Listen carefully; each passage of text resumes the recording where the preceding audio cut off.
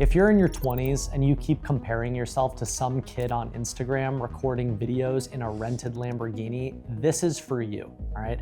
I am 35 and I run an $8 million a year business.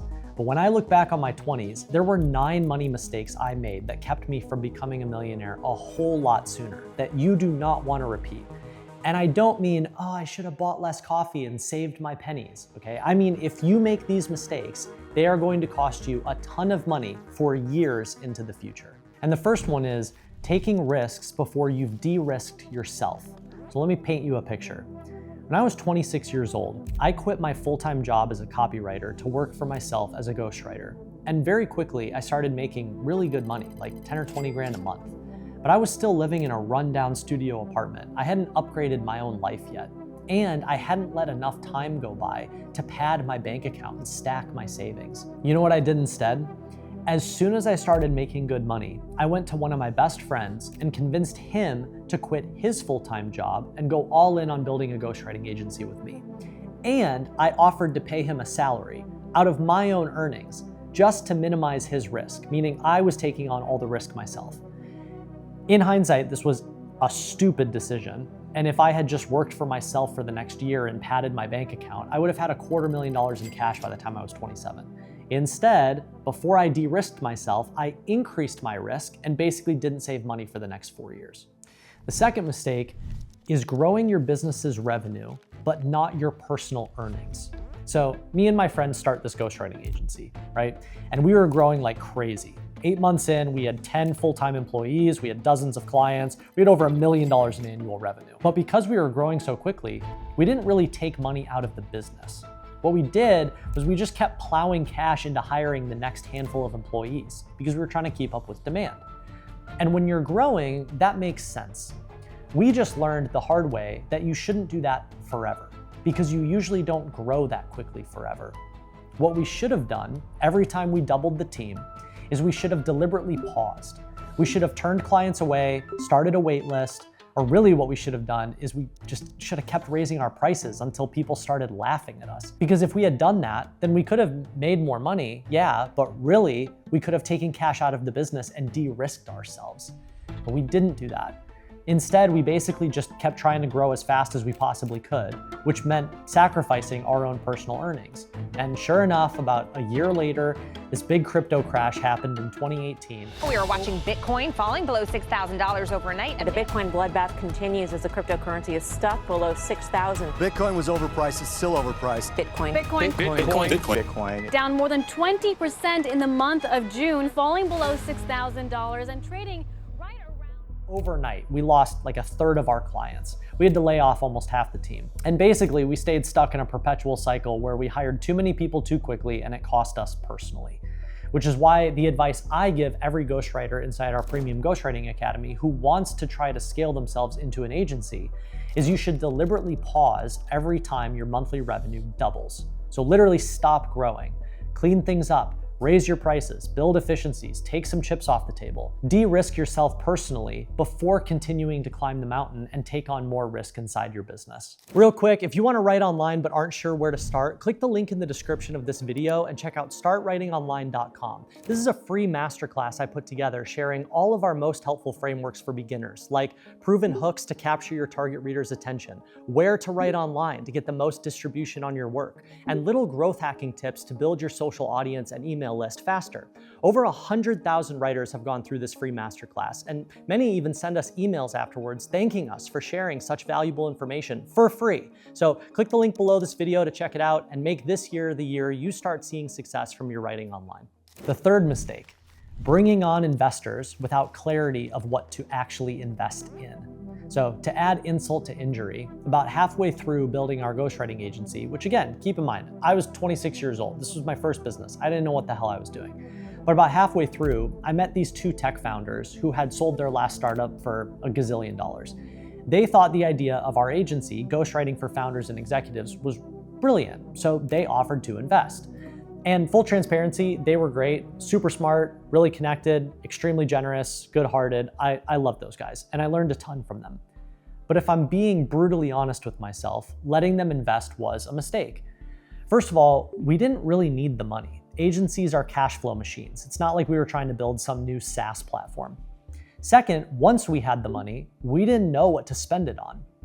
But third, and the real reason I kind of regret this decision, is because just having them on board changed our goals. So instead of building a really great cash flow business that made me and my co-founder amazing money, we did the opposite. We thought we had to turn this agency into a billion-dollar company to make our investors happy, which it's not something they told us, that was just an expectation we put on ourselves. So this led to us making all kinds of bad decisions, all in the name of growth. And yeah, we grew, top-line revenue kept going up, but our personal earnings actually went down and down and down, all because we bought into this lie the startup world perpetuates, where as a founder, you think you're supposed to give up everything just in the name of making your company grow as fast as possible. When I started my second company a few years later with Dickie Bush called Ship 30 for 30, I was adamant about doing the opposite. We had tons of people offer to invest and we turned all of them down. And instead, we pulled as much cash out of the business as possible, de-risking ourselves massively before even thinking about scaling or building something bigger. And shocker, that business became extremely lucrative for us. The fourth mistake you don't want to make is chasing trendy business models. So I am now old enough to have lived through a handful of different hype cycles. I remember in 2013, right when I graduated from college, if you said you were building an iPhone app, people would throw money at you. Then I remember in 2016, apps were out and SaaS was in. If you said you were building SaaS, people threw money at you. Then I remember in 2018, if you said you were building anything in crypto or blockchain related, people threw money at you. Then I remember in 2020, when the pandemic hit, crypto was dead and anything you could do from home, whether it was ride a Peloton bike or join a remote community platform like Clubhouse, people threw money at you. Then I remember a few years later when the pandemic was over, that whole trend fell off a cliff and in 2022 got replaced by ChatGPT. If you said you were building anything with AI, people threw money at you. Every 3 to 5 years, there is some new technology hype cycle. And when you're younger and you don't have the pattern recognition of having lived through multiple different cycles, you think the right decision is to jump on the bandwagon. And yeah, there are people who do and who capitalize and who make tons of money, but it is not the majority of people. It is a small handful. And then the rest get replaced or give up 2 years later when that hype cycle runs out. Instead, a much better strategy for getting rich earlier in life is just picking an interest and not getting distracted. I've been talking about writing online for a decade. Were there other trendier business models and topics I could have chased? Sure. But did I need to? Of course not. Hundreds of millions of people still need help writing online. They needed help 10 years ago and they will still need help 10 years from now. So a much better strategy is just staying the course, because I promise what goes up eventually comes back down. Which leads to the fifth mistake, comparing yourself to your peers. Nothing breeds distraction like comparison, meaning the more you compare yourself to other people, the more likely you are to get distracted. The more likely you are to find shortcuts instead of just committing to your path and staying consistent.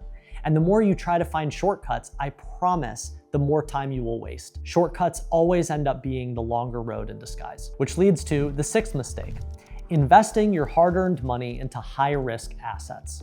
So when you start making good money, especially at a young age, you think the best thing to do is to keep the good times rolling. You think you should double down. You want to put your new money at risk. Let me tell you something a mentor told me. So for context, this guy is one of the most successful tech entrepreneurs of the past decade. You use his app every single day, and he took his company public for billions of dollars. When I was in my late 20s, I was having lunch with him in LA. He was actually a ghostwriting client of mine, and I was asking him some questions about money. And the thing he said to me that completely changed my perspective is he said, Cole, when you're an entrepreneur, you are already living in a constant state of max risk. There is nothing higher risk than owning your own business, especially when that business employs other people. So when you take cash out of that business, you do not want to go then put that cash into something high risk too. Your business is the high risk bet. Your cash should be your safety net. And before I'd heard that advice, I was doing all sorts of stupid shit with my money. I was investing into trendy altcoins I'd heard about on Reddit. I was buying NFTs. I was angel investing into my friends' startups, thinking it was cool because now I could call myself an angel investor. Looking back, these were all just such stupid decisions. And I made them because, going back to mistake number 5, I was trying to find a shortcut. I didn't just want to get rich, I wanted to get rich quick. And guess what? All of those shortcut bets went to zero. And I would be a whole lot richer today if instead of trying to find the shortcut, I just took my cash and let it sit in the S&P 500. Which leads to the 7th mistake, which is angel investing. I mentioned this in the last mistake, but it's worth highlighting on its own. I cannot tell you how many 20-year-olds who start making good money tell me they are now angel investing. And I get it, because I did the same exact thing. Calling yourself an angel investor sounds cool. Being an investor in a company makes you feel important. Getting to put the logo of the companies you've invested in on your website is a status symbol. I get it, but that doesn't make it a good decision. First of all, most angel investments never make you any money. I've probably done 15 angel investments or so at this point, and only one has made me any money. And it wasn't even a lot of money. It was barely worth it for the time it cost me. Second, angel investments aren't liquid.